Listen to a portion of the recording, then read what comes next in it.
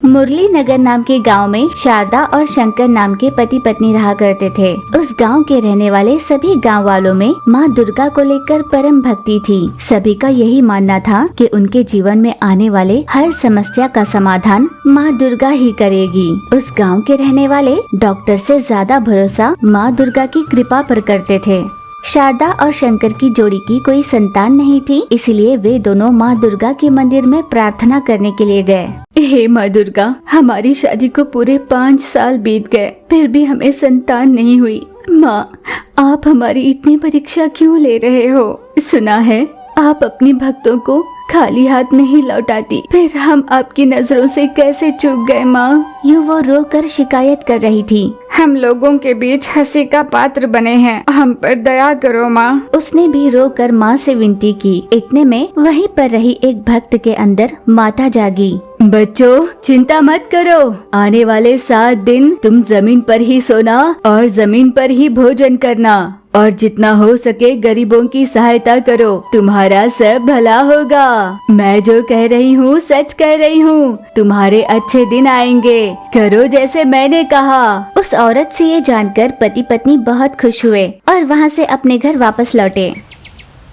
पति पत्नी ने पूरी श्रद्धा से माँ की पूजा की। जैसे उस औरत ने कहा, दोनों जमीन पर ही सोए और नीचे ही बैठकर उन्होंने भोजन किया। ठीक 7 दिनों बाद उसने उल्टियाँ करनी शुरू की। फिर पता चला कि वो गर्भवती है। वे दोनों खुश होकर माँ के दर्शन करने मंदिर पहुँचे। महीने बीते पर शारदा के शरीर पर छोटी माता आ गई। पति ये देख बहुत घबराया। हे माँ, इस समय तुम क्यों आई हो? आपके आने से मेरे बच्चे का क्या होगा? माँ, मेरी पत्नी और होने वाले बच्चे के लिए ये खतरा है। हे माता, तुम चली जाओ माता। घबराई हुई पत्नी ने भी माता से प्रार्थना की। हे माँ, अगर तुम मेरे शरीर से उतर जाओगी तो मैं तुम्हारा मनपसंद भोग चढ़ाऊंगी। मेरा बच्चा सुरक्षित अगर इस धरती पर आ गया तो हर साल मैं आपको भोग चढ़ाऊंगी। यूँ शारदा ने प्रार्थना की ही थी कि झट से उसके शरीर से माता गायब हो गई। ये देख पति पत्नी बहुत खुश हो गए। फिर उनके घर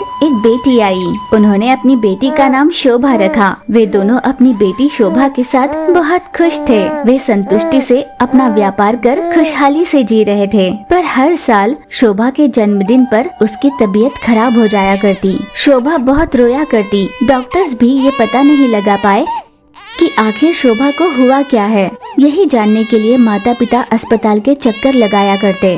वो बड़ी तो हो गई थी, फिर भी हालात बदले नहीं। उन्होंने अपना व्यापार बदला और शहर चले गए। पर शहर जाने के बाद भी हर जन्मदिन पर शोभा ऐसे रोती जैसे उसे कोई बीमारी लग गई हो। पति पत्नी ने शहर के अस्पताल के भी चक्कर लगाए, फिर भी कोई फायदा नहीं रहा। ये दोनों माँ दुर्गा के सामने रोने लगे।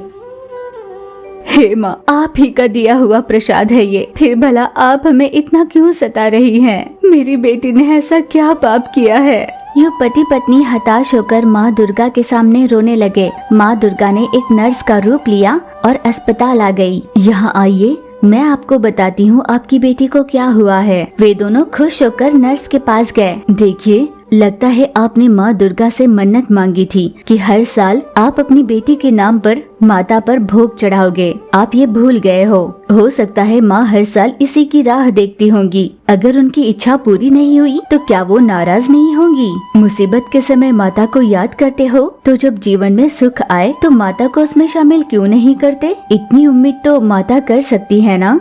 वैसे सच कहूँ, मन्नत पूरी करने या ना करने से माता का कोई नुकसान नहीं होता, पर इससे माता तुम्हारे गुणों को जान लेती है और किया हुआ वचन अगर ना निभाओ तो माता तो नाराज होंगी ही।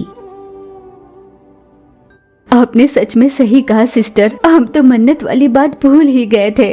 आपने याद दिला दिया, आपका बहुत आभार।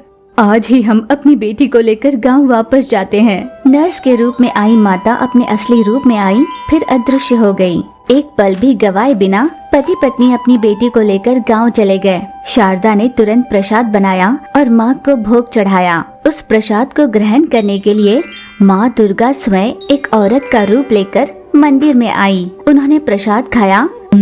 अब तुम्हारी बेटी बिल्कुल ठीक हो जाएगी। इतना कहकर उस औरत ने शोभा के सर पर हाथ रखा उसे कुमकुम का तिलक लगाया और चली गई।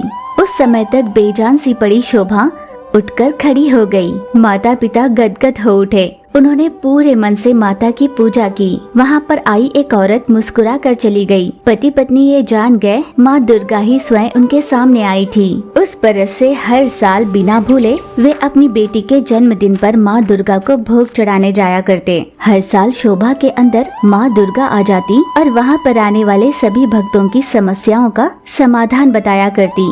शारदा और शंकर भी इस बात से बहुत खुश थे कि माँ स्वयं उनकी बेटी के शरीर में आती है। उन्होंने हमेशा के लिए शहर छोड़ा और वापस अपने गांव में बस गए। माता की भक्ति करते हुए उनका परिवार वहीं पर सुखी जीवन जीने लगा। माँ दुर्गा उन सभी की समस्याओं को दूर करती, हमेशा उनकी रक्षा कर उन पर अपनी कृपा बरसाती थी।